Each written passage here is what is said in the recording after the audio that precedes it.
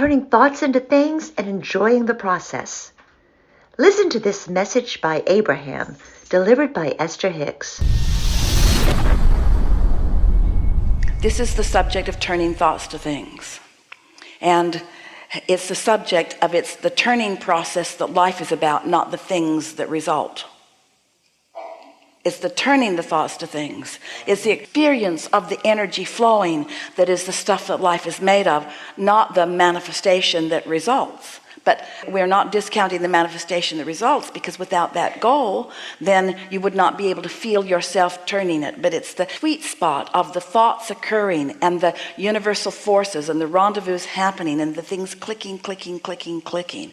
And your conscious recognition that you held a desire in a place that you allowed it, and now you're watching it unfold right before your eyes. It's that feeling of the energy flowing through you that is your recognition of your true talent.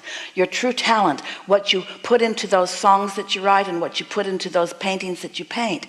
That's the energy of alignment. That's what that is, you see. And so it's the process. And of course it will result in something that others can hear. Of course it will result in a manifestation. But if you turn your attention toward the manifestation primarily instead of toward the process of the energy flowing, then you miss the point again, you see.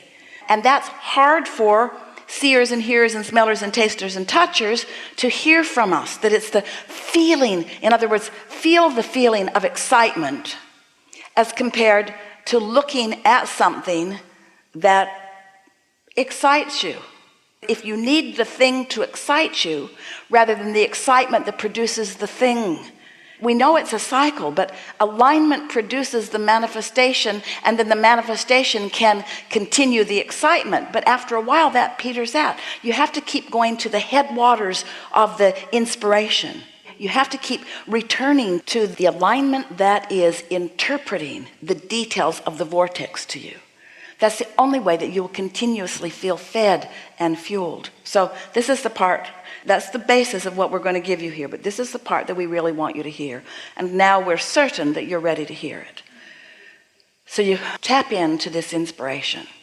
And you know what we mean, because you felt it flow often. And while it's flowing, you are orgasmically experiencing the thrill of that alignment. You're firing on all cylinders. It just feels so wonderful. And it produces something good. But then when you turn your attention toward what has been produced in a comparative way, you're nowhere near the inspiration that created it to begin with. And this is what happens to so many people. They get into the creative mode and they turn thoughts to things, and they love the creative process of that. And then they get caught up in the what comes after that. And what we want to say is nothing comes after that. If you stay in that process, the universe will take care of everything that comes after that. So it's like using the true energy that creates worlds as your inspiration. Letting that inspiration flow through you, but then forgetting about the inspiration and now getting back into the action orientation, which is what's causing you to have negative emotion. You just had major success, and you will continue to have major success. Just don't get too action oriented in it. Stay in the creative process. People will say to us, Abraham, I've written a wonderful book. It was a wonderful book. It felt so good when I wrote it. It felt so good, and I know the world's going to love reading it. I love this book. How do I get it published? How do we get it published? The publishing world is so hard. Nobody will. And then they tell us all the things. And we say, in answer to your question about how to get your existing book published, write another book, write another book, write another book. Stay in the writing of another book mode, and everything you want will come. Stay in the living happily ever after mode, and everything in your vortex will show you how to bring itself full manifestation into your experience. Does this make sense? Yes. Does this seem practical? Mm-hmm. Yeah. So what are you going to do about it?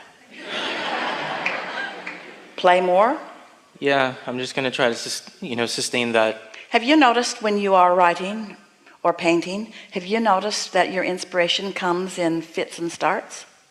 Have you noticed that it comes and it flows for a while and then it doesn't? Yeah.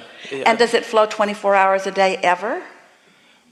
Well, sometimes it feels that way, like I'm always beatboxing and humming and writing, and but we're talking about those moments when you've got the hook and you're sitting there and you know it's going, and nothing can keep you from getting it out there. You know that feeling? Yeah. And you are not going to live like that 8 hours of every day or even 6 hours of every day. Right? You got plenty of time to do your work and plenty of time to find a moment where that can flow. And it flows in the most interesting times. It can flow when you're on a bus or when you're on an airplane. You don't even have to clear space for it. You don't have to clear your calendar for it. You just have to clear your vibrational field for it.